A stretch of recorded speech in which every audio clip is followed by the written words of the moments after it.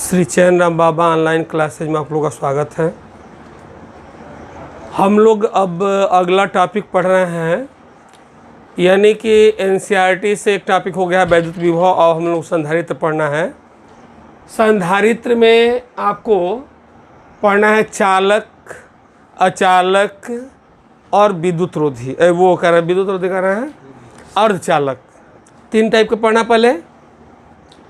तो सबसे पहला चीज़ है कि चालक क्या है, कंडक्टर क्या है।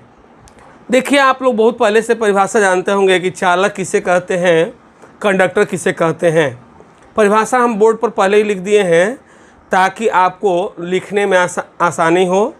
तो सुनिएगा परिभाषा कि चालक किसे कहते हैं।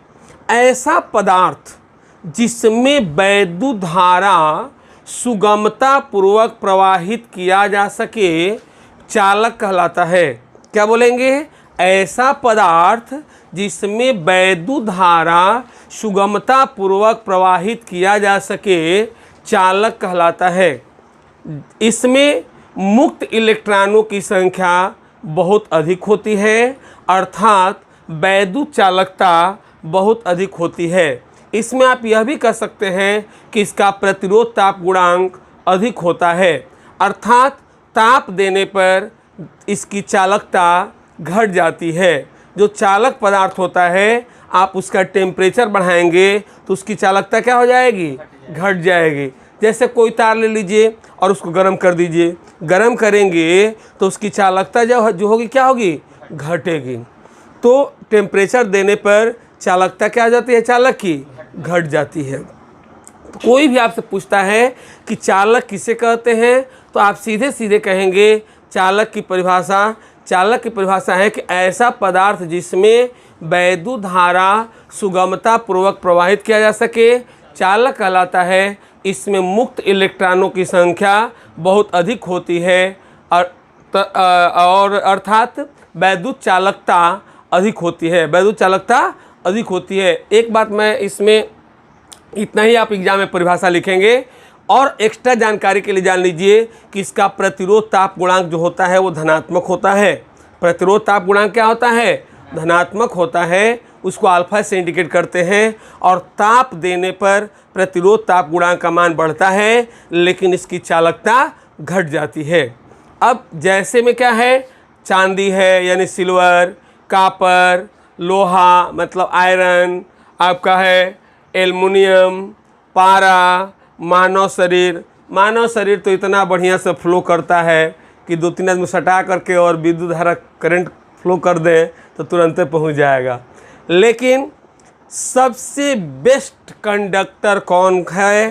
तो सिल्वर, चांदी। सबसे बेस्ट कंडक्टर कौन कहलाएगा? चांदी, सिल्वर कहलाएगा। याद रखेंगे, बेस्ट कंडक्टर का नाम क्या होगा आपका? चांदी हो जाएगा। क्लियर? अब हम जानेंगे इसमें, देखिए एक चीज़ अभी छोड़ के हम आ रहे हैं, कौन? तो मुक्त इलेक्ट्रॉन। मुक्त इलेक्ट्रॉन के बारे में भी हम बताएंगे आप लोगों को कि मुक्त इलेक्ट्रॉन क्या होता है। मुक्त इलेक्ट्रॉन जानने से पहले अब हम लोग जानेंगे चालक का गुण। चालक का गुण क्या है? चालक का गुण जानिए क्या होता है, उसको जानिए। तो पहला गुण है कि चालक के भीतर प्रत्येक बिंदु पर वैद्युत क्षेत्र की तीव्रता शून्य होती है। चालक के भीतर प्रत्येक बिंदु पर वैद्युत क्षेत्र की तीव्रता शून्य होती है। अब आप कहेंगे कि कैसे शून्य हो जाती है?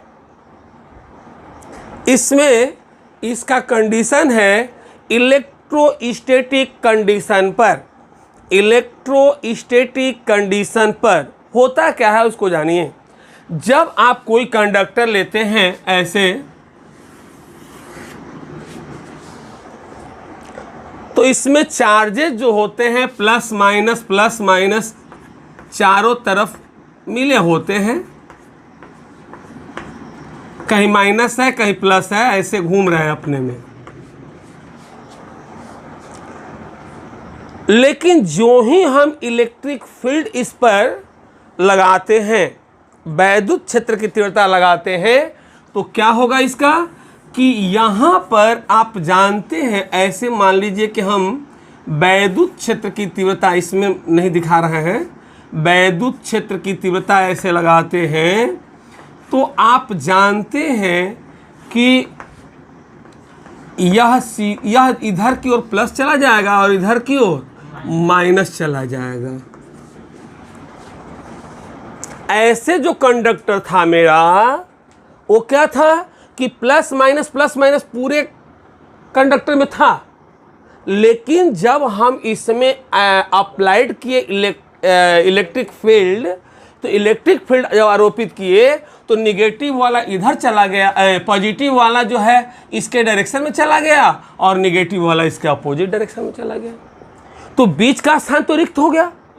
यह हम ऊपर इधर से जो है ई एक्सटर्नल लगाए हैं, मतलब कि वह है वैद्युत क्षेत्र, तो क्या ई इन में नहीं होगा, इसके अंदर भी एक इलेक्ट्रिक फील्ड प्रोड्यूस होगा, यहाँ पर भी एक इलेक्ट्रिक फील्ड प्रोड्यूस होगा, लेकिन ये जो है ये पॉजिटिव और नेगेटिव चार्ज एक दूसरे को ऐसा एडजस्ट करते हैं कि ई इन और ई एक्सटर्नल दोनों आपस में क्या हो जाएं, बराबर हो जाएं। इसलिए जब बराबर होते हैं तो दोनों का परिणामी क्या हो जाता है, शून्य हो जाता है। इसीलिए हमने लिखा है कि चालक के भीतर या चालक के अंदर प्रत्येक बिंदु पर वैद्युत क्षेत्र की तीव्रता शून्य होती है। Inside conductor electric field is 0। यह हम कह सकते हैं कि इनसाइड में, कंडक्टर के इनसाइड में इलेक्ट्रिक फील्ड जो हमारा होगा वह क्या हो जाएगा, शून्य होगा। हाँ बोलिए। अरे यह वैद्युत बल रेखा के गुण में हम नहीं लिखवाए हैं। वैद्युत बल रेखाओं का गुण क्या है कि वैद्युत बल रेखाएं धनावेश से प्रारंभ होकर ऋणावेश पर समाप्त होती हैं। जो वैद्युत फ्लक्स जो है जो इन करता है वो ऋणात्मक होता है, जो बाहर निकलता है पॉजिटिव होता है। अरे भाई उधर लिखवाए हैं ना, इसमें लिखवाए हैं, तो इसमें यही होता है। और दूसरी चीज़, कोई भी कंडक्टर होगा तो टोटल चार्ज उसके सरफेस पर आ जाते हैं। टोटल चार्ज जो होते हैं इसी को हम कहते हैं इलेक्ट्रोस्टैटिक कंडक्शन, स्थिर वैद्युतिकी। यहाँ पर लिखा हूँ एक जगह, कहाँ लिखा हूँ, यहाँ पर चौथा नंबर पर, स्थिर वैद्युत स्थिति में। इसी का अर्थ है, कहाँ पर समझिएगा कि एक एक्सटर्नल इलेक्ट्रिक फील्ड और इंटरनल इलेक्ट्रिक फील्ड इक्वल हो जाता है। वहाँ पर क्या हो जाता है, इक्वल हो जाता है, इसलिए रिजल्टेंट वहाँ क्या होगा, शून्य हो जाएगा। क्लियर। तो हमारा जो है, हम इसीलिए यहाँ पर आपको लिख दिया हूँ ताकि लिखने में कोई दिक्कत ही नहीं होगी। सारा नोट्स प्रोवाइड कर रहा हूँ आपको, एक एक चीज़ में लिख दिया हूँ। अब देखिए इसके बाद दूसरा है, दूसरा कह रहा है कि चालक के भीतर, चालक के प्रत्येक बिंदु पर, चालक के पृष्ठ के प्रत्येक बिंदु पर वैद्युत बल रेखाएं या वैद्युत क्षेत्र जो होगा वह हमेशा परपेंडिकुलर होगा। देखिए ये फिगर में दर्शाए हैं। मान लिए कि प्लस वाले इधर आए हैं और माइनस वाले इधर आए हैं। आप जानते हैं कि प्लस से क्या होता है, प्लस मतलब बाहर निकल रहा है और माइनस मतलब अंदर आ रहा है। तो देखिए अंदर दिखाए हैं, यहाँ पर अंदर दिख रहा है और ये बाहर दिख रहा है। यहाँ पर जो वैद्युत बल रेखा है वो क्या है, बिल्कुल परपेंडिकुलर। वैद्युत क्षेत्र का तीव्रता जो होगा वह बिल्कुल परपेंडिकुलर होगा। वैद्युत क्षेत्र की जो तीव्रता होगी वह क्या होगी, परपेंडिकुलर हो जाएगी। ऐसा समझ में, वैद्युत क्षेत्र की तीव्रता क्या हो जाएगी, परपेंडिकुलर हो जाएगी यह। और यहाँ पर क्या होगी, यहाँ पर भी परपेंडिकुलर है, ये भी इंटेंसिटी है।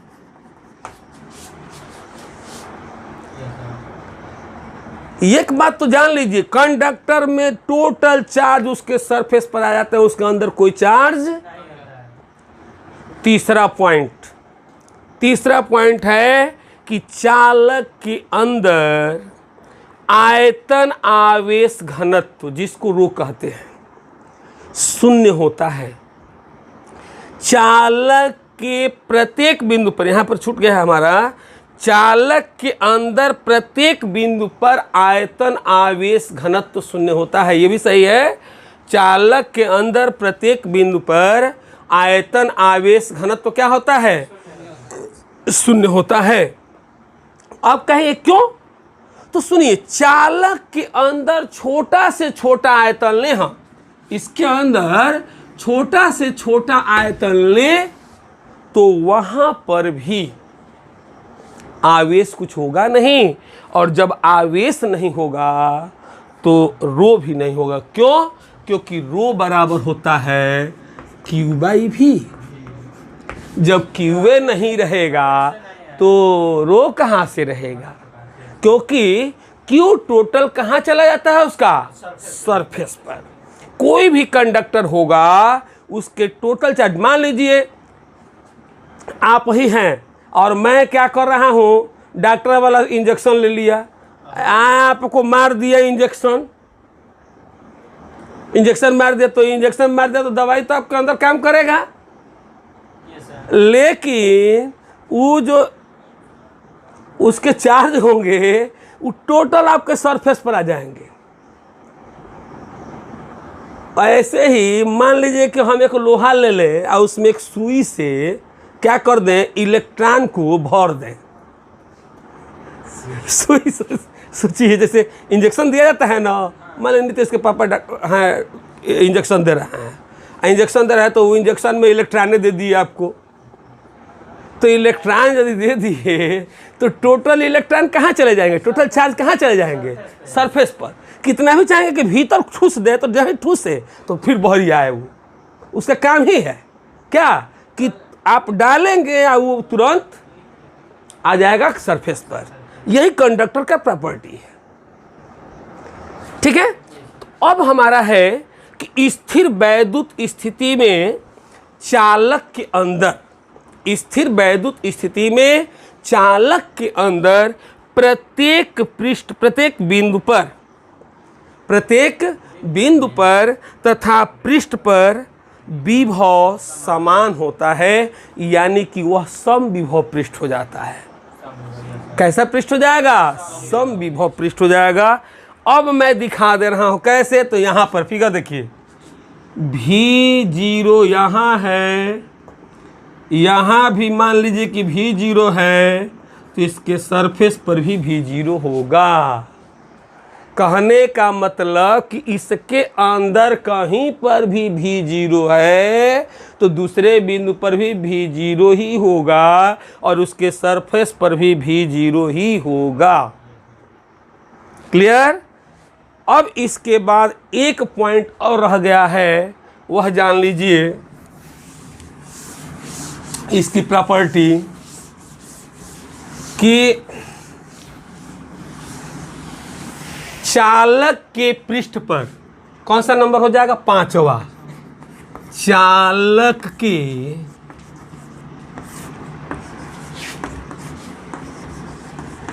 पृष्ठ पर वैद्युत क्षेत्र की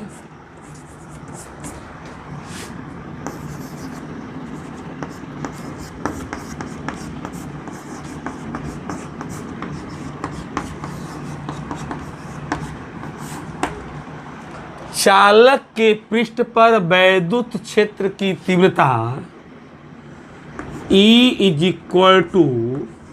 = sigma upon epsilon 0 into n cap होता है।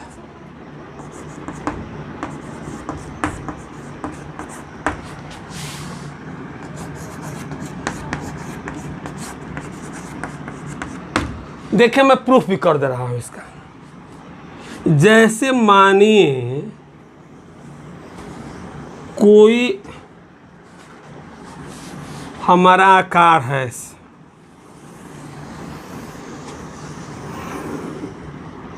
ठीक है, और इसके हमको इसी पृष्ठ पर, इस पॉइंट पर निकालना है। इस पर पॉजिटिव चार्ज है, मान ले रहा हूं यहां पर, तो पॉजिटिव चार्ज है तो इस पर हम गॉसियन पृष्ठ खींचेंगे ना, आप कभी भी इलेक्ट्रिक फील्ड निकालने के लिए गॉस थ्योरम में क्या करते थे?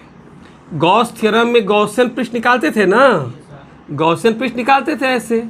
तो मान लीजिए कि हम गॉसियन पृष्ठ निकाल रहे हैं, इसके अंदर भी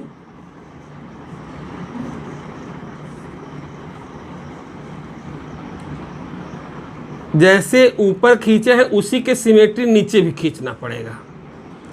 चलिए, तो जब यहाँ पर पॉजिटिव है तो हमारा इलेक्ट्रिक फील्ड का डायरेक्शन क्या होगा? ऐसे होगा। और यहाँ पर हम मान रहे हैं कि इसका एरिया जो है डीए है, तो इसका भी डीए होगा और ऊपर की ओर होगा। क्यों? क्योंकि जो क्षेत्रफल वेक्टर होता है उस पृष्ठ का अभिलंबवत होता है, उस पृष्ठ के क्या होता है? अभिलंबवत होता है। यदि हम यहाँ पर लें, यहाँ पर लें तो इलेक्ट्रिक फील्ड तो ऊपर है, लेकिन ये जो डायरेक्शन है डीए का डायरेक्शन इधर होगा इसका। और यहाँ पर तो आप जानते ही हैं कि इलेक्ट्रिक फील्ड 0 होता है भाई। इसके अंदर कंडक्टर है तो इसके अंदर तो इलेक्ट्रिक फील्ड 0 होगा। अब आप चलिए इसमें देखिए कंडीशन इसका। देखिए भाई, इतना ब्रांड आपको देगा नहीं, बता रहा हूँ, किसी के बस की बात नहीं है कि, है ना, आप लोग को एक एक चीज़ जो है का जी बोलिए, आप मिला लीजिए, आपकी किताब में है भी नहीं, आप लोग किताबिया में देख लीजिए, किताब में नहीं है लेकिन एनसीईआरटी में है। एनसीईआरटी में है, निकालेंगे तो एनसीईआरटी में भी नहीं मिलेगा आपको, खाली हेडिंग दिया है। तो बस का और ही क्या, इतना बस की बात है। तो चलिए सुनिए, अब यहाँ पर जो है हमको यहाँ पर निकालना है इलेक्ट्रिक फील्ड। तो सुनिए, गॉस का थ्योरम क्या कहता है? गॉस का थ्योरम क्या कहता है? तो गॉस थ्योरम हमारा कहता है कि इतना का कारण, इतना के कारण और इतना कारण, तीनों कारण वैद्युत फ्लक्स निकलेगा ना। वैद्युत फ्लक्स जो निकलेगा हमारा सबके कारण निकलेगा। तो EDA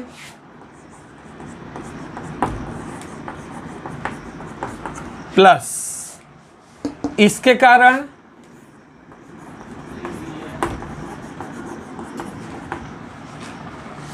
ठीक है, प्लस इसके कारण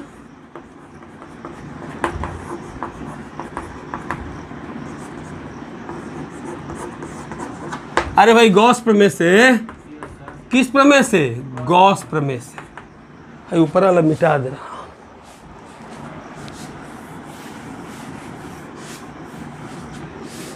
गॉस प्रमेय से। गॉस प्रमेय से इसका ऊपर वाले का EDA, इसका EDA, ये E ऊपर है और ये DA इधर है, और नीचे वाले का EDA। ठीक है, अब आप आइए, come to the point.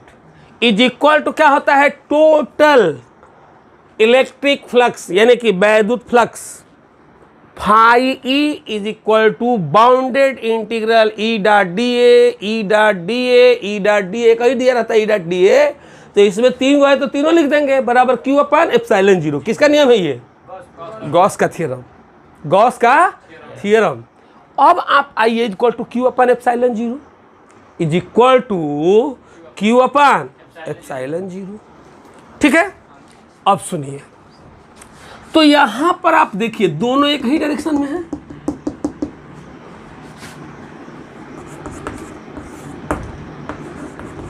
EDA cos theta का 0, थीटा यहाँ पर क्या हो गया? ये 0। यहां पर लीजिए EDA cos, यहाँ 0 है, आई ऊपर है ऐसे E, ये DA है इधर, तो 90 डिग्री ना। अब प्लस यहाँ बेचारा तो खुदे इंटेंसिटी है 0 है, क्यू अपान एप्सिलॉन जीरो।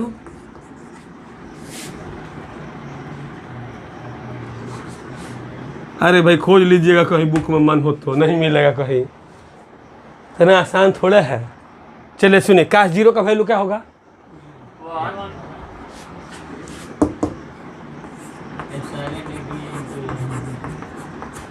ये भी जीरो हो गया।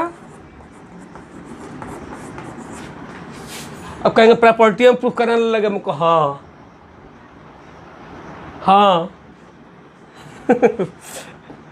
मतलब होगा तो केवल इतना ही लिख देंगे और कह देगा प्रूफ करने के लिए, तो प्रूफ कर देंगे, क्योंकि आ सकता है। ये एनसीईआरटी है। अब सुनिए, इंटीग्रल डी ए मतलब क्या हो गया? ई तो ये हो गया, इंटीग्रल डी ए मतलब क्या? ए। चलिए क्यू बराबर क्या होता है बताइए तो? बात सिग्मा इक्वल टू क्या होता है? Q by A. तो क्यू इक्वल टू क्या होगा? Sigma A. Sigma equal to क्या होता है? Q by A. तो Q equal to sigma into A कर दीजिए।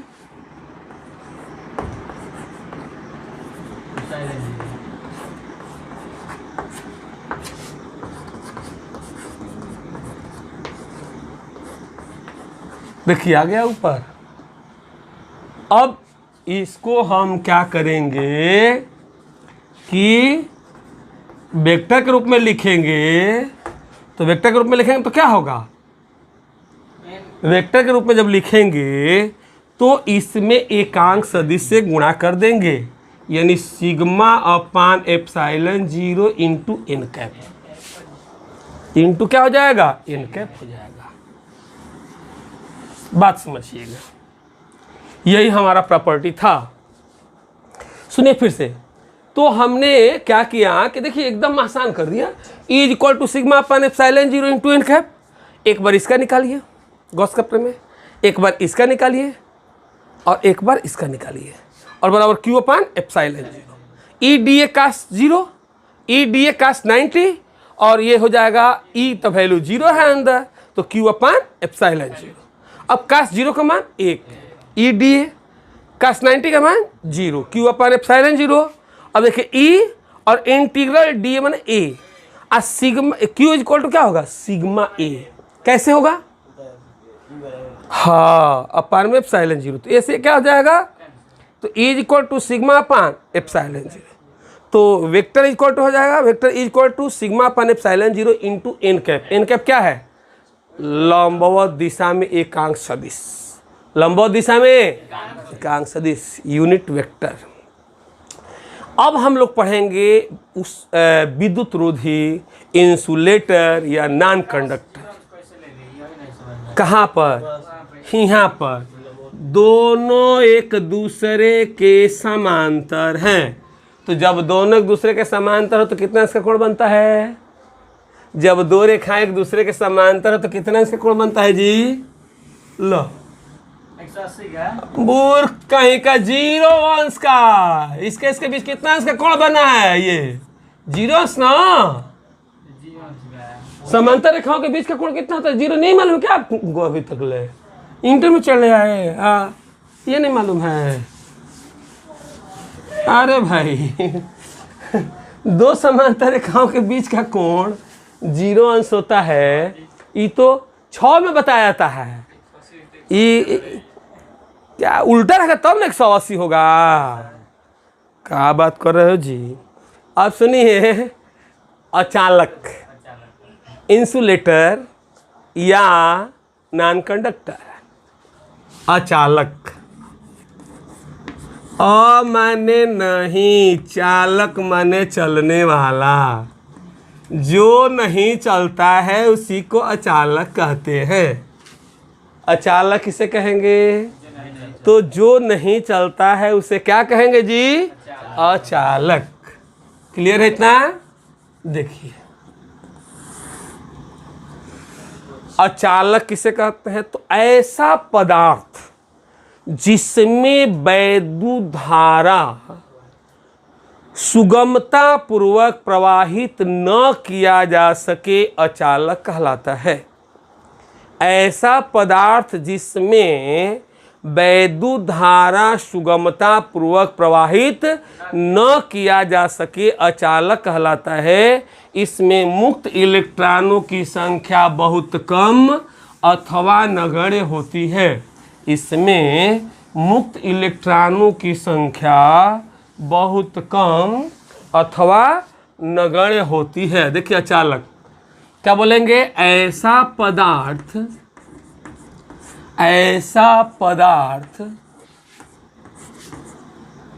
जिसमें वैद्युत धारा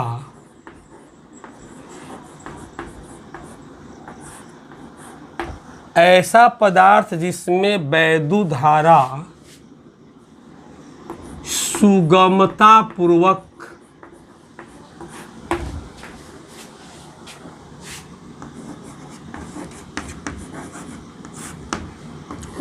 प्रवाहित न किया जा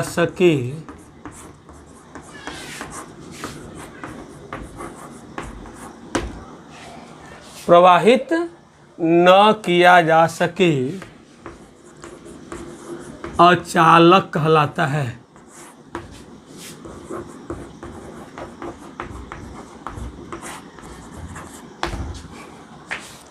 इसमें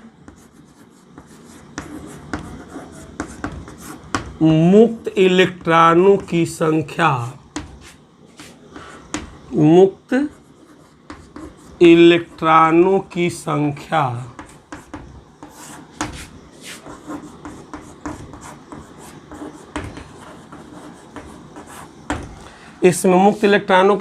बहुत कम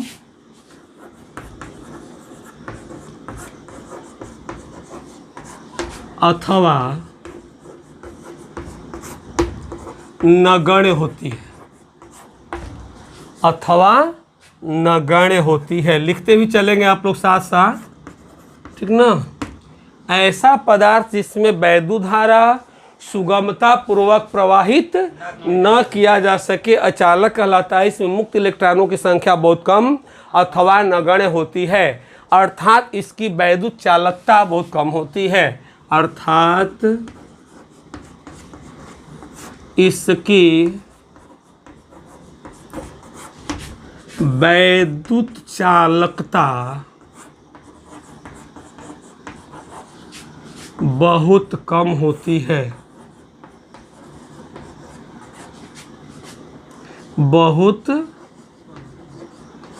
होती है। अर्थात इसकी वैद्युत चालकता बहुत कम होती है। क्लियर है इतना? अब एक बात सुनिए, इसमें एग्जाम्पल क्या होगा? हवा जैसे ले लीजिए, वायु, कांच, रबड़, इसीलिए न तार में लगाया जाता है रबड़। अभ्रक भी है ना जी, कागज, माइका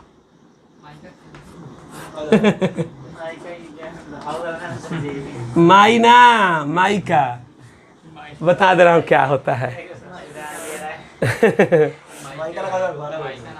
माइका होता है वो जो प्रेस करते हैं ना आप लोग, प्रेस उस पर ब्लैक कलर का ऊपर लगा रहता है पकड़ने के लिए, उसी को माइका बोलते हैं। हो गया ये सब, ETC कर दीजिए, बहुत हो गया। ठीक, अब है अर्धचालक। क्या है? अर्धचालक।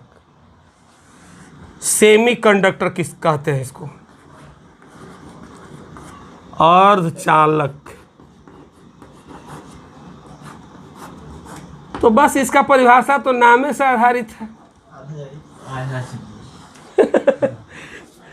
ऐसा चालक नहीं, ऐसा पदार्थ जिसकी वैद्युत चालकता अचालकों से अधिक और चालकों से कम होता है अर्धचालक कहलाता है। ये बीच बिचवा है, बीच बिचवा है। माने क्या? ऐसा पदार्थ जिसकी वैद्युत चालकता चालकों से कम और अचालकों से अधिक होता है अर्धचालक कहलाता है। क्या बोलेंगे? ऐसा पदार्थ जिसकी वैद्युत चालकता, ऐसा पदार्थ जिसकी वैद्युत चालकता चालकों से कम और अचालकों से अधिक होता है अर्धचालक कहलाता है, अर्धचालक कहलाता है। और दो विश्व विख्यात अर्धचालक जर्मेनियम तथा सिलिकॉन हैं, जर्मेनियम तथा सिलिकॉन हैं। देखिए लिख रहे हैं, ऐसा पदार्थ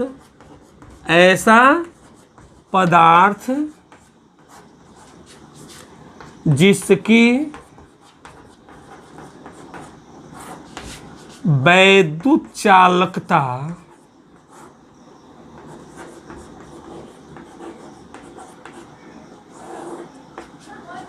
चालकों से कम,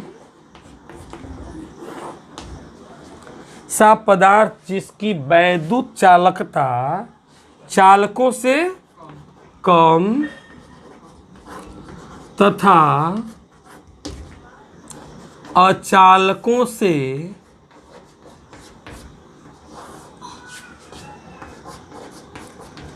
अधिक होता है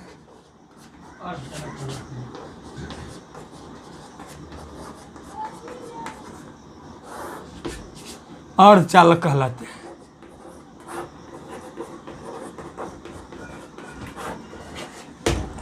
ठीक, इसका एग्जाम्पल लिख लीजिएगा, जर्मेनियम तथा सिलिकॉन, दो ये विश्व विख्यात अर्धचालक सेमीकंडक्टर जो है, ये दोनों का नाम है कहाँ? पूरे विश्व स्तर पर इंटरनेशनल मार्केट में चलने वाला है। कौन? दोनों कौन कौन? जर्मेनियम और सिलिकॉन। तो देखिए, अब इसके बारे में डिटेल स्टडी हम लोग करेंगे, आगे एक चैप्टर है सेमीकंडक्टर, वहाँ पर अर्धचालक का चैप्टर है। अर्धचालक वास्तव में अचालक के रूप में रहता है। पहले नेचुरली रूप में देखेंगे तो यह क्या रहता है? अचालक के रूप में रहता है, लेकिन जब इसमें अपद्रव्य मिला देते हैं तो इसकी चालकता क्या होती है? बढ़ जाती है। इसीलिए इसका नाम दिया गया है अर्धचालक। अचालक में ऐसा नहीं होता कि अपद्रव्य मिला देंगे तो जो है ये यही चलने लगेगा। इसमें ये प्रॉपर्टी होती है कि अपद्रव्य मिला देते हैं तो क्या होता है? इसकी चालकता बढ़ जाती है। इसीलिए इसका नाम दिया गया अर्धचालक। अधवा चलेंगे और अधवा बंद रहेंगे। बात बुझ रहे हैं ना? हाँ। अरे भाई समझ में नहीं आ रहा है आप लोग को? आ रहा है ना? चलिए अब हम लोग पढ़ेंगे। हम आपका एक चीज रोके थे, मुक्त इलेक्ट्रॉन। क्या रोके थे? मुक्त इलेक्ट्रॉन। देखिए मुक्त इलेक्ट्रॉन क्या है उसको जानिए।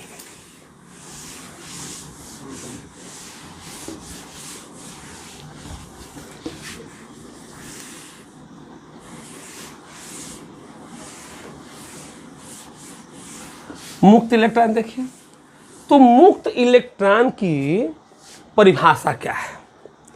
पहले समझिए कि मुक्त इलेक्ट्रॉन है क्या। देखिए इलेक्ट्रॉन दो प्रकार के होते हैं। इलेक्ट्रॉन कितने प्रकार के होंगे? दो प्रकार के। एक को कहते हैं मुक्त इलेक्ट्रॉन और दूसरे को कहते हैं आबद्ध इलेक्ट्रॉन। आबद्ध, bound electron and free electron. देखिए आबद्ध इलेक्ट्रॉन,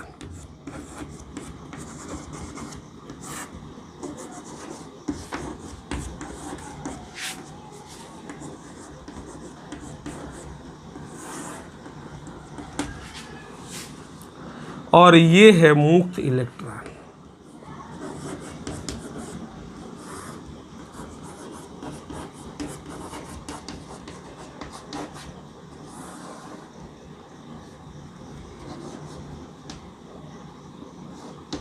चलिए देखें कि मुक्त इलेक्ट्रॉन है क्या।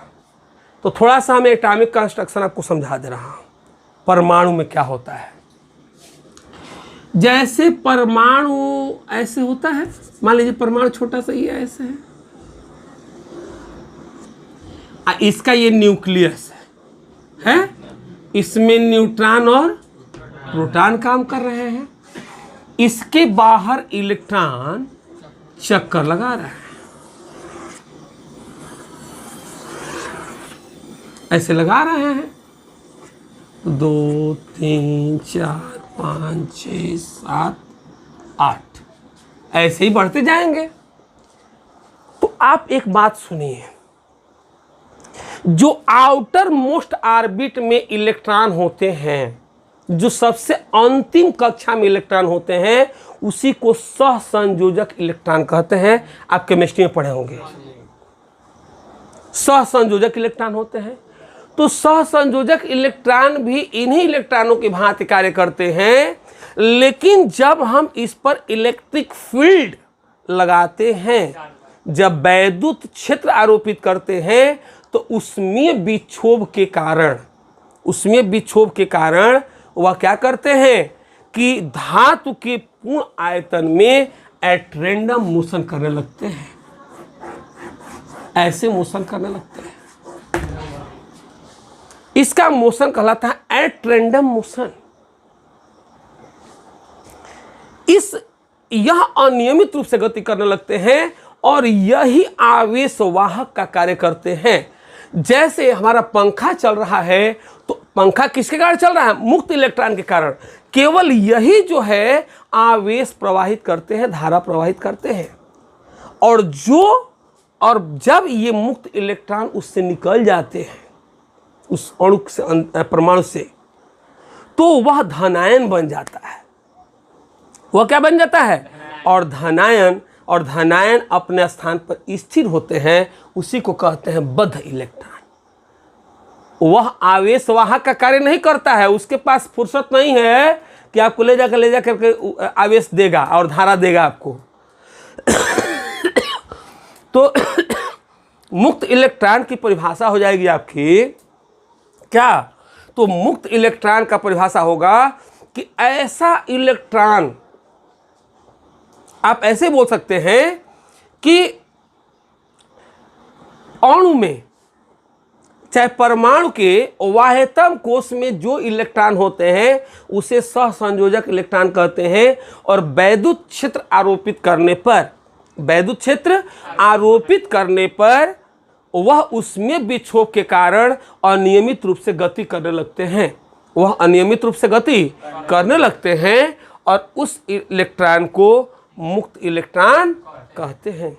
यह इससे भी आसान मैं परिभाषा आपको बता दे रहा हूं कि ऐसा इलेक्ट्रॉन जिस पर नाभिक का आकर्षण बल कार्य न कर रहा हो, मुक्त इलेक्ट्रॉन कहलाता है। अब मान लीजिए हम ही बरियार हैं,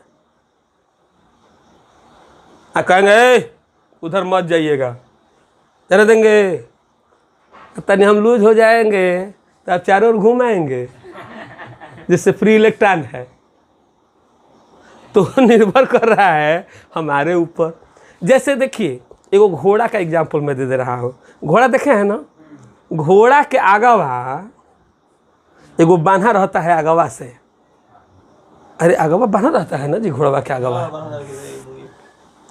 तो ऊ लगा यदि है तो घोड़ा राम आगे नहीं बढ़ेंगे, लेकिन वो आगवा वाला नहीं रहेगा तो फड़क के जो है क्या करेगा? एट रैंडम मोशन करने लगेगा, फ्री इलेक्ट्रॉन जैसा। वही फ्री इलेक्ट्रॉन की कंडीशन है। तो आप कहेंगे, यहाँ पर लिख दे रहे हैं यहाँ पर कि परमाणु के बाह्यतम कोश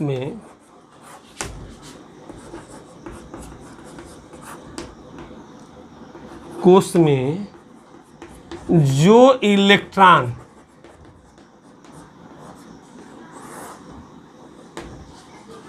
होते हैं उसे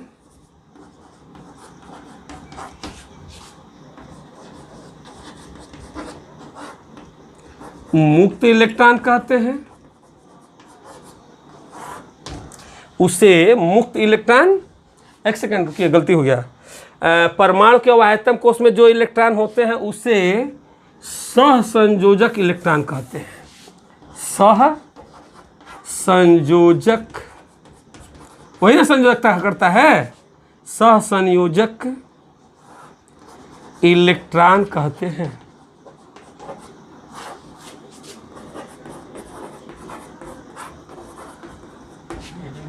सहसंयोजक इलेक्ट्रॉन कहते हैं।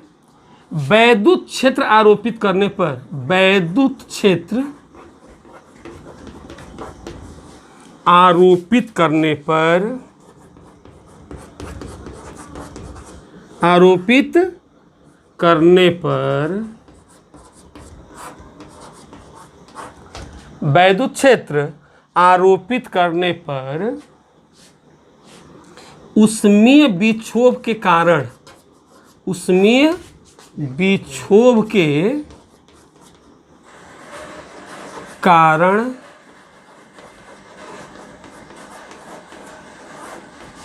यह अनियमित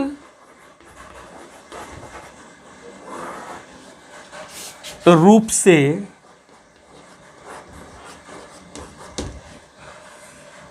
गति करने लगता है, करने लगता है। इसे मुक्त इलेक्ट्रॉन कहते हैं।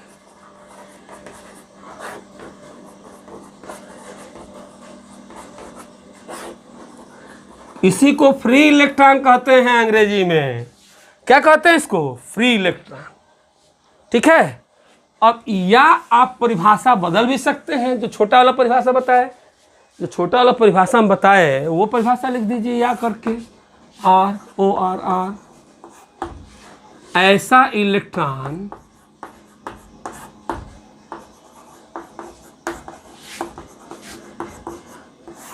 जिस पर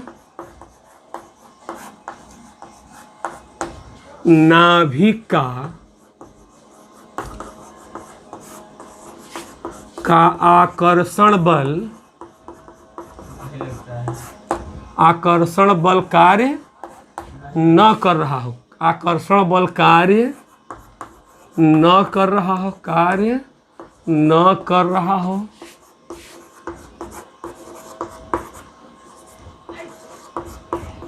तथा अनियमित रूप से गति कर रहे हैं, इस रूप से गति कर रहे हों, मुक्त इलेक्ट्रॉन कहलाता है। क्या कहलाएगा? मुक्त इलेक्ट्रॉन कहलाता है। ठीक, ये परिभाषा हो गया। और आबद्ध मतलब इस पर नाभिक का आकर्षण बल कार्य कर रहा। देखिए कभी भी करंट, अभी तक आप पढ़े थे ऐसे कि इलेक्ट्रॉनों के प्रवाह को विद्युत धारा कहते हैं, एकदम परिभाषा गलती है। इलेक्ट्रॉनों के प्रवाह को विद्युत धारा कहते हैं, एकदम परिभाषा क्या है, ये गलत है। क्यों?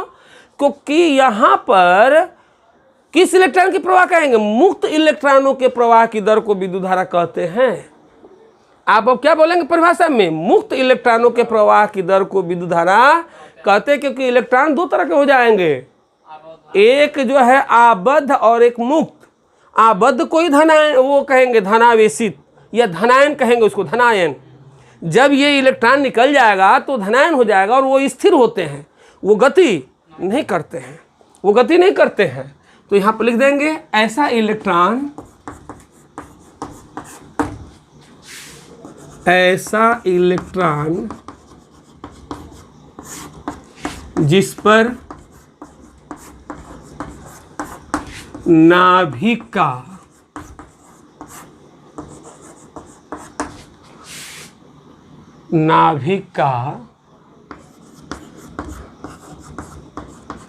आकर्षण बल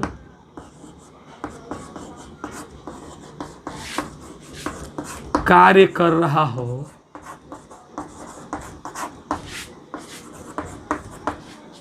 आबद्ध इलेक्ट्रॉन कहलाता है।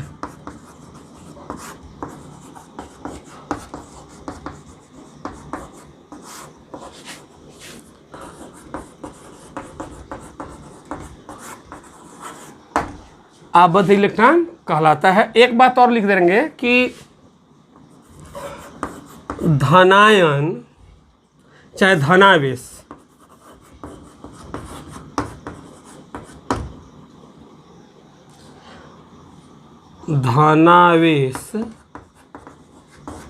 स्थिर होते हैं।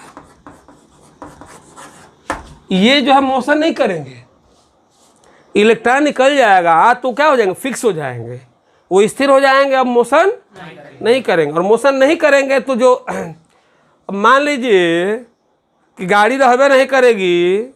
अब मैं अपनी बात पहुंचाने के लिए बोल रहा हूं ना, एक माध्यम कौन है मेरे बीच, हवा, जो मेरी आवाज़ को पकड़ करके और आपके कान तक लेके जा रही है। अब जैसे मान लीजिए कि यही मैं वीडियो बना रहा हूं, तो कैसे पता चल रहा है आप लोगों को कि वीडियो बन गया, ये हो गया, वो हो गया। तो सुनिए, इसमें वायर के द्वारा मेरी आवाज़ क्या हो जा रही है, मिक्स होकर के चली जा रही है, सबके पास रिकॉर्ड हो जा रही है। तो इस सब काम किसका है, फ्री इलेक्ट्रॉन का। यदि यह नहीं रहता तो करंट नहीं बनेगा। करंट बनाने वाला कौन सा है, मुक्त इलेक्ट्रॉन। और बद्ध इलेक्ट्रॉन का काम क्या है, वो चुपचाप स्थिर रहेंगे, इनका कोई काम उसमें नहीं है। अब काम होगा, ऐसा नहीं है कि बिना काम का होगा। इस दुनिया में कोई ऐसा चीज़ नहीं कि उसका काम ना हो, होगा। मालूम हम लोग को भले हो चाहे ना हो, लेकिन उसका कुछ ना कुछ काम होगा। देखिए भाई, एक बात सुन लीजिए, लाइक करना आप लोग भूल जा रहे हैं, कर रहे हैं तो लाइक सभी लोग करिए, सब्सक्राइब करिए। सभी लोग ध्यान नहीं दे रहे हैं। 12 वाले लोगों के लिए देख रहे हैं ना, एक एक चीज़ मैं बता रहा हूँ।